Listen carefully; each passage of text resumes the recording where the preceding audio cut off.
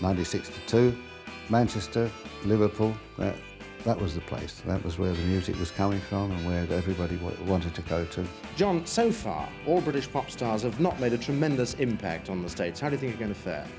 Well, I can't really say, can I? I mean, is it up to me? No. I mean, I just hope we go all right, you know. Are you going to vary your act at all for the American audience? No, I mean, we haven't really got an act, so we'll just do what we do. Stand there, sing and twitch.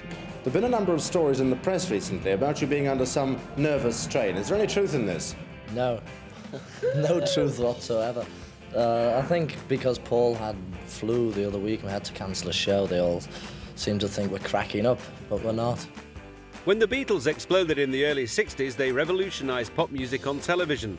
Before them, things were a little more sedate.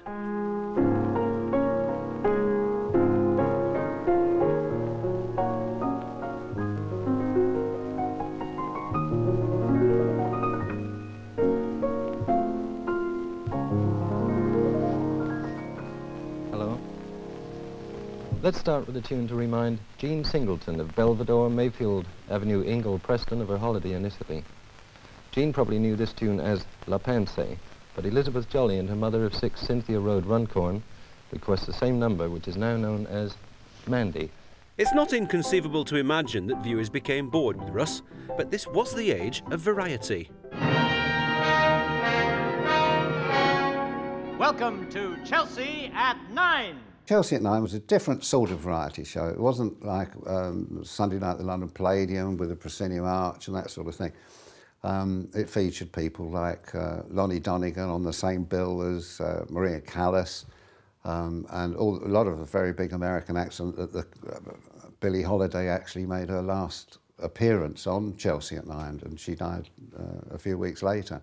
I give you Billie Holiday.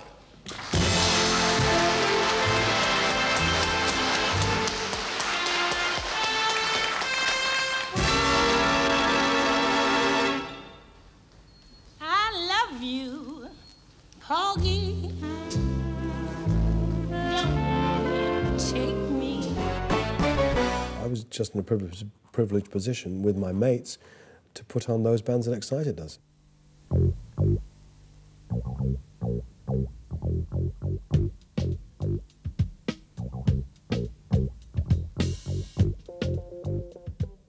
Tony Wilson's shows like So It Goes were not only a vehicle for his unique talent in front of a camera, but a conduit through which he directed his musical passions to a wider audience. When So It Goes came on, it just sort of captured everything. There was an excitement about it. There was a what's going to happen next. And so you could ignore Tony with his unfashionable, you know, sort of early 70s haircut. What's that about? So It Goes was conceived as a comedy programme because my colleagues and I thought that music was utter bilge at the time and didn't deserve a TV programme, so we'd make a comedy programme. I think if you look back on 1975-76, we were completely right. But halfway through the run of So It Goes, oh my God, this thing, the Pistols, happens. I am an antichrist. I am an anarchist. Don't know what I want, but I know how to get it. I want to destroy. I feel bright as night.